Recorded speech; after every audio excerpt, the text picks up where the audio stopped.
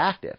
So we're living on this planet that we call the Mother. Some people call it Virgin Mary. Some people call it the Virgin of Conception. It's a barren planet that one day gave forth life.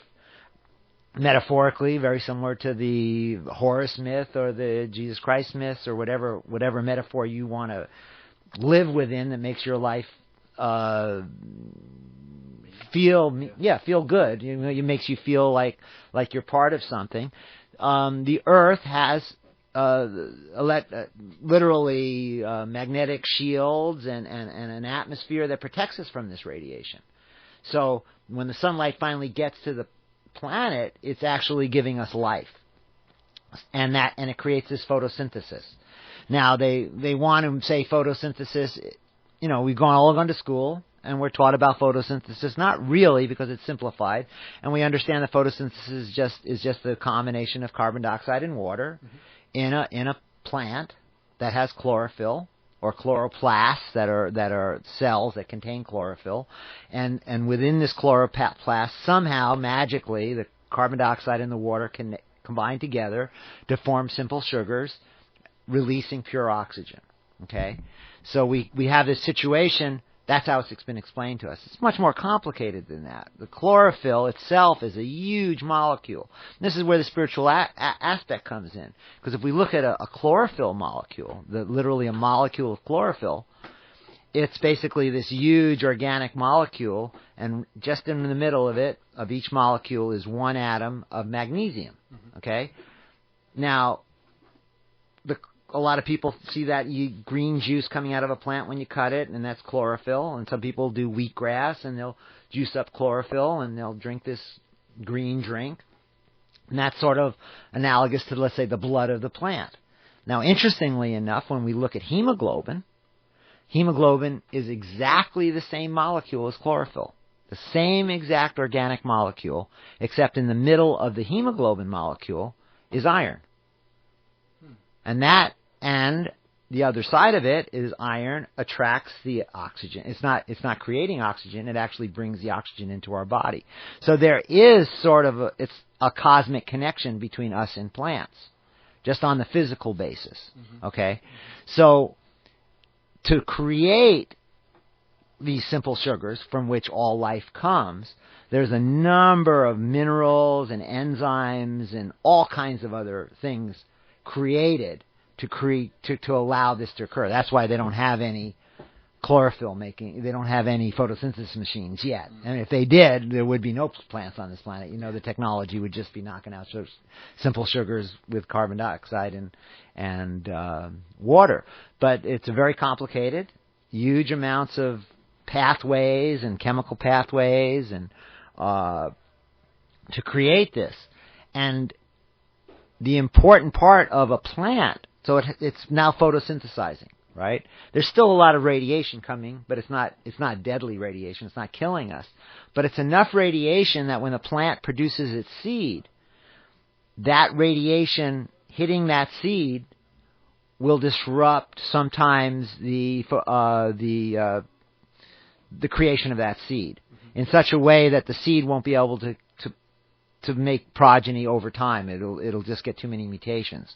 So these colorings that are in the plants, the greens, the reds, the orange, the purples, all these things are actually shields to the radiation.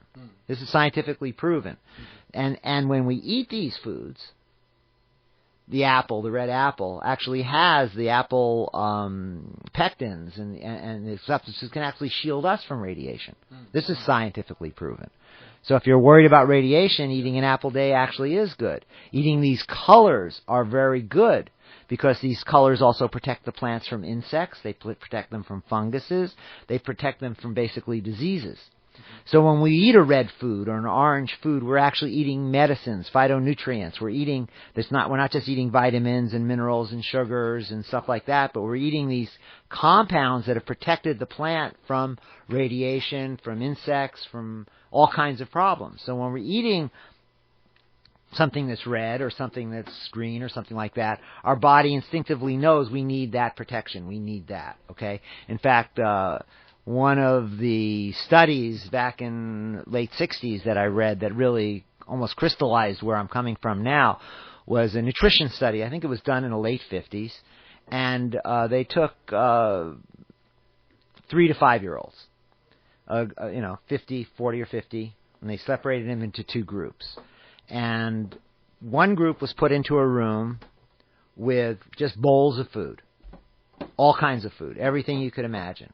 Whenever there was time to eat, they were just put into here, and they were just let basically to graze or to pick out whatever they wanted from the bowls. Now, intuitively, we're going to say they went to the ice cream and that's all they ate, and they got really sick and all that. That would be the intuitive concept.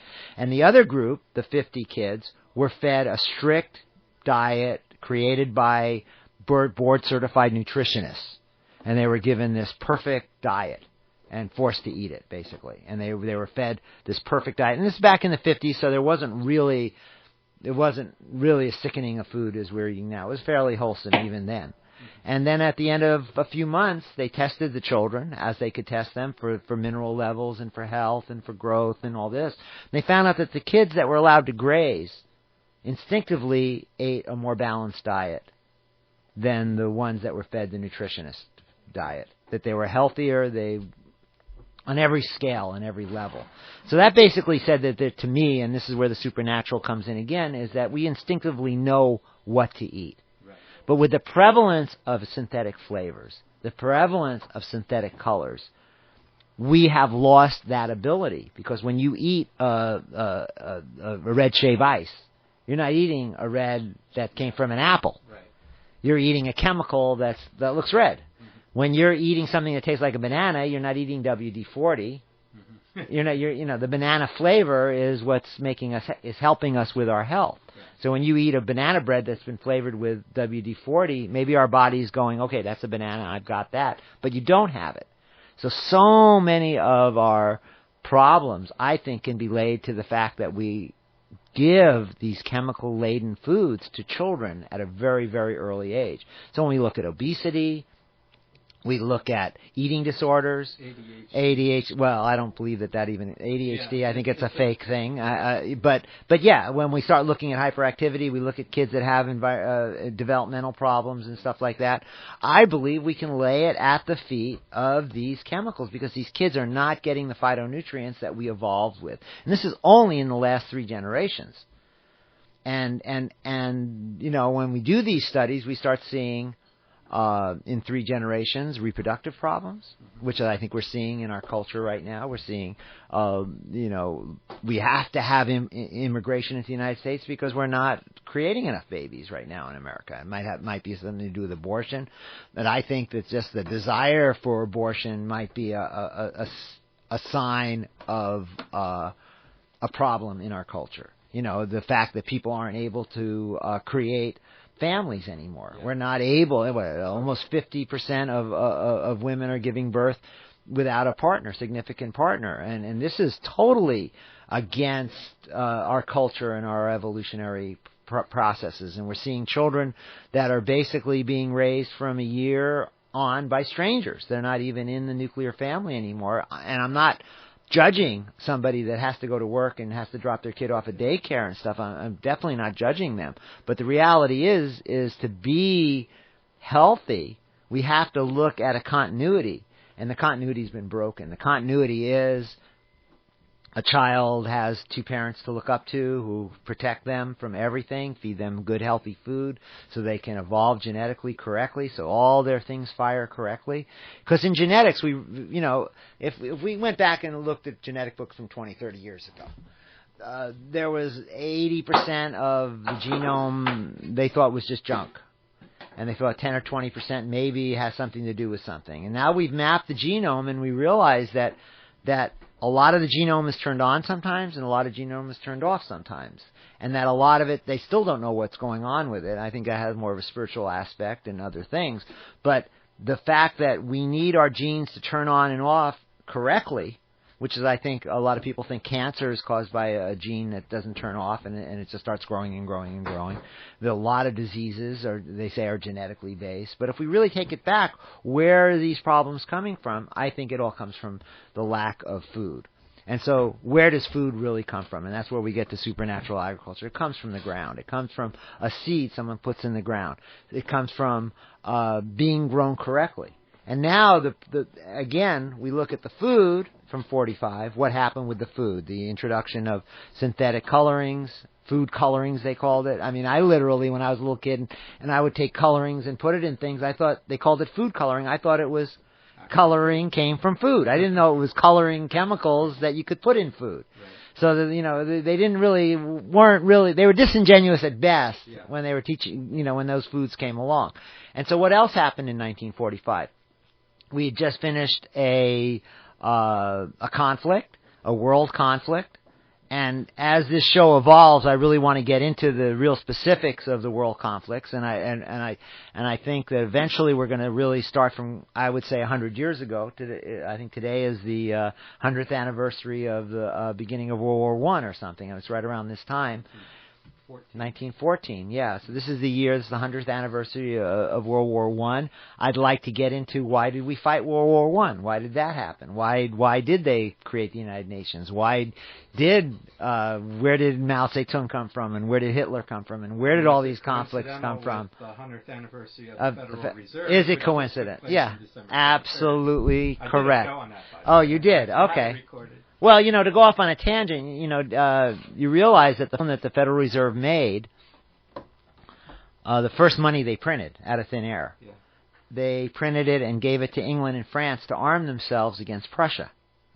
England had basically run out their line of credit with Prussia. Prussia was to England like China is to America today. Most of the manufactured goods that came into England in the late 1800s. What would Prussia be today? Is that Prussia, it was a bunch of principalities that eventually, under Bismarck, became Germany.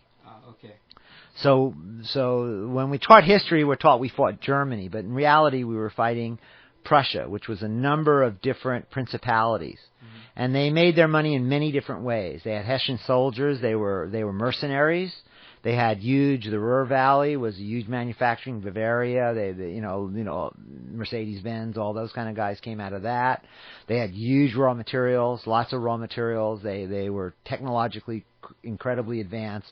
And they had a banking system that actually butted up against the Federal Reserve concept. Mm-hmm. And they had their own, a huge amount of wealth. And when Bismarck came along, he began uniting them into one country. And this really scared the crap out of England, the Anglo-American attempts at hegemony, and the creation of the Federal Reserve was actually, I think, was created really on a certain level to create the money for England to go to war with Germany because they couldn't pay them back the money they owed them.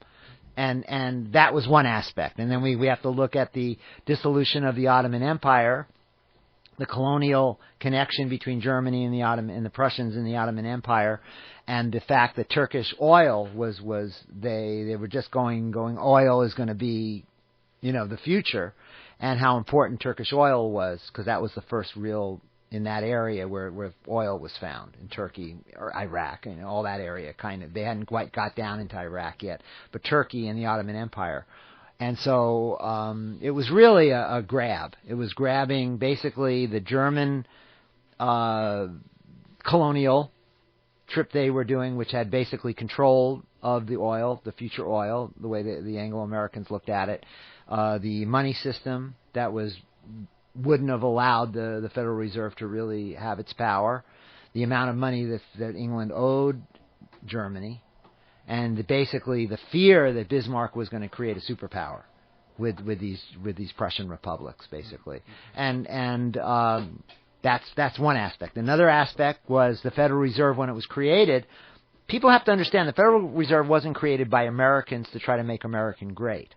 It was created by international capitalists, which I don't even think were monopoly capitalists, bankers, who had a scheme to print things out of thin air and create wealth out of thin air.